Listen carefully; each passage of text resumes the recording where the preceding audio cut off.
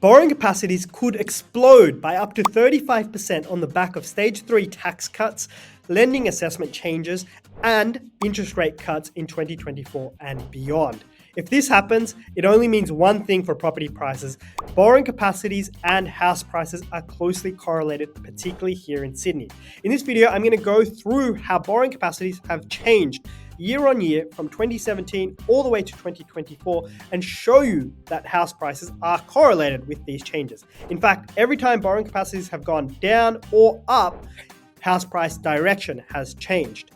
I'm also going to show you what will happen in 2024 and beyond and model out how each of these individual changes will improve borrowing power. This keeps you one step ahead of the game by focusing on lead indicators, by tracking how borrowing capacities could change up or down and how that flows through to property prices in the years ahead. If you're interested, hit that subscribe button and definitely keep watching.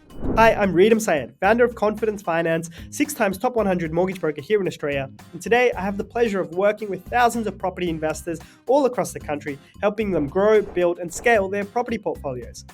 So let's get into it. This modeling is based on a high income household earning 160 grand each back in the year 2017. I've included wage rises, I've included expense rises, I've included lending calculators at the time, I've included for interest rate changes, APRA changes, everything that showcases what that person's borrowing capacity is at that point in time.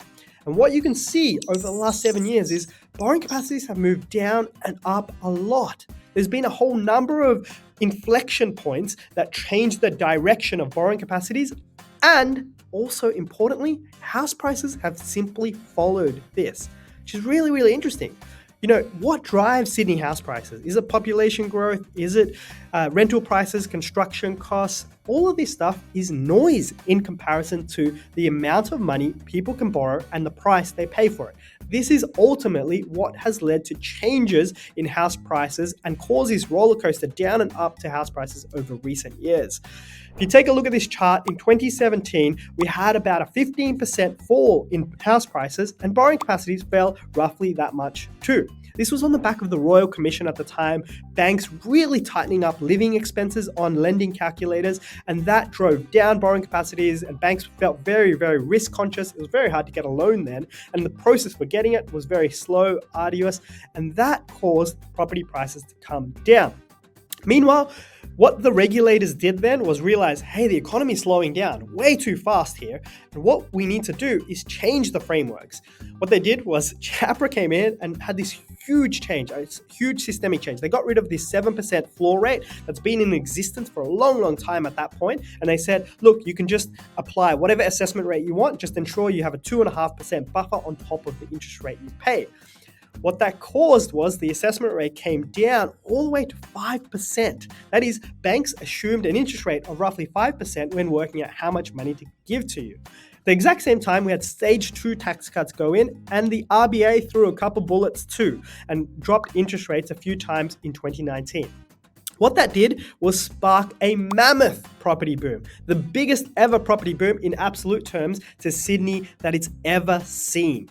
And it happened really, really quickly. House prices shot up nearly 50% on the back of a near 50% increase in borrowing capacities. So what you can see, close correlation. Take money away, property prices come down. Give money to people, property prices go up. Meanwhile, in 2022, we had the next change in direction, back down. Interest rates started skyrocketing up and kept going up really in 2023 too, and house prices fell.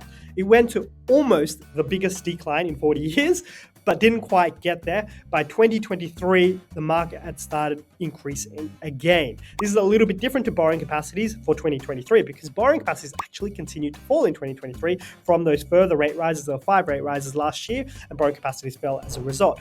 But overall, the direction and change occurs when borrowing capacities change. 2023, the explanation for that is more and more equity made up the contributions when you go buy a house. You can either pay with debt or you can come up with equity cash savings. 2023, we saw a boom in that equity component. The bank of mum and dad became far more prevalent, and people started using that excess cash balances that they had in the post-COVID era as well as all the equity gains that occurred from this massive ramp up in property prices for 2-3 decades. There was a lot of equity and wealth out there, and that's making up a larger function of property values. You got to earn a ridiculously high income, earning 180K each. You're doing really, really well as a household, and you're finding out when you go and work out how much you can borrow, it barely gets you a median house. That's a bit crazy. You'd think if you're in that circumstance, hey, you can borrow a really, really nice house in Sydney, but that's not the case. That's because it's 2023 and there's been a lot of equity built up and people have a lot of wealth in Sydney, and that's part of the reason why prices are so high in this city. Now, with all of these changes down and up with borrowing capacities, we're about to enter the next phase from 1 July 2024. It might all happen in and around there with inflation numbers coming in very low recently. What we're going to have is stage 3 tax cuts. That's the first kicker that comes in and changes the direction of borrowing capacities. On its own, it adds about 5% boost to borrowing capacities for many, many millions of Australian households. That is going to feed through into the amount that people can borrow, and that could lead to a gentle increase in property prices on its own. It also means that they've got more money to spend, so it's a really, really good one to have because it boosts the economy and it makes people feel that little bit richer in a time where there's a cost of living crisis. The next change I wanted to go through was interest rate cuts. So the market is predicting a couple interest rate cuts for 2024 starting in August 2024. So if that one occurs, you have another boost in borrowing capacities, roughly another 5% here. So when you combine these two changes, you're getting that 10% increase in borrowing capacity, and that is now starting to get into material amounts in terms of the amount of increase lending that one can get. So the next big change, which could occur at the same time. Now remember, this occurred in 2019 when interest rates started falling. APRA came in and said, here you go, you can have more money, Australians. We're going to loosen the shackles. It's been really, really tight. We appreciate that. Let's loosen it and come back to our neutral 2% assessment buffer. If they go and do that at exactly the same time as this, or just after, you're going to have a 20% plus increase in borrowing capacities. Now, the final one I've modeled out here is based on CBA's economic forecast for 2024 and 2025. I don't think this one's going to happen anytime soon, but if it does happen, if there's a 150 basis point reduction in interest rates and the cash rate is taken back to a neutral sort of setting at 2.85%, that's 6 rate cuts over the course of a year or two. If that occurs and you have the APRA assessment change and the tax cuts feed through, then you have a 36% increase in borrowing capacities. This is the same recipe as 2019. That one was an even bigger change, an even bigger tax cut, an even bigger APRA assessment change. That was a 2% change. This one I'm modeling out as a 1%. So that was double the impact, and interest rate cuts occurred then too. We're at really low interest rates, and you combine all of that, that led to a 50% increase in house prices. So this leads to the obvious question. Reader, do you think this will lead to a property price increase of this magnitude? So I'm going to break that up into two components. Do I think this will increase property prices? On its own, in the absence of talking about, shock factors or high unemployment and things like that, definitely.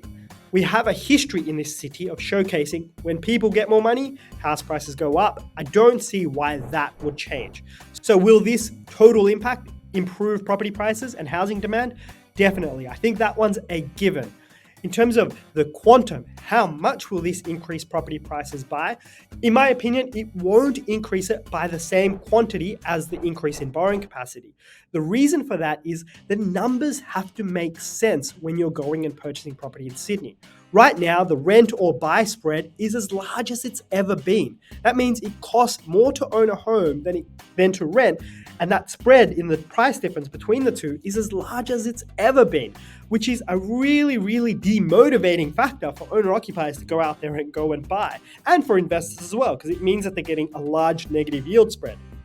Now, interest rate cuts is the best way to bring that spread back down and normalize it. But even with a 2.85% cash rate, and that's 6 rate cuts, it's not looking as green as it did in 2019 when the frameworks were, wow, it's actually cheaper to buy than rent in one of the greatest cities in the world.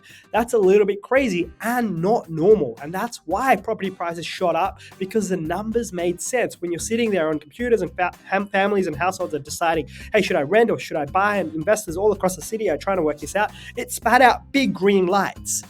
Now, just because people are going to get more borrowing capacity, it doesn't necessarily mean it's going to spit out big green lights. I think we're in a red zone at the moment. I've produced a different video about that. That red zone is going to go away. It's probably going to go into orange and maybe a light sort of a dark shade of green or some version of that.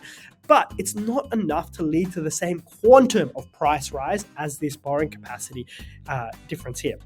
Another factor is house prices and borrowing capacities have delinked a little bit in 2023. Look at that chart. It showcases that these really high income households can't actually borrow. So perhaps there's been a bring forward of the demand in 2024 and 2025 ahead of time. We live in an information world and people are making decisions a little bit quicker. And with that knowledge, perhaps they've thought, hey, look, this debt cycle is going to change at some point. It's not going to remain like this forever. Let's go and bring forward our purchasing decisions. And that's part of the reason why there's a lot of demand last year and house prices rose, even though borrowing capacities have fallen.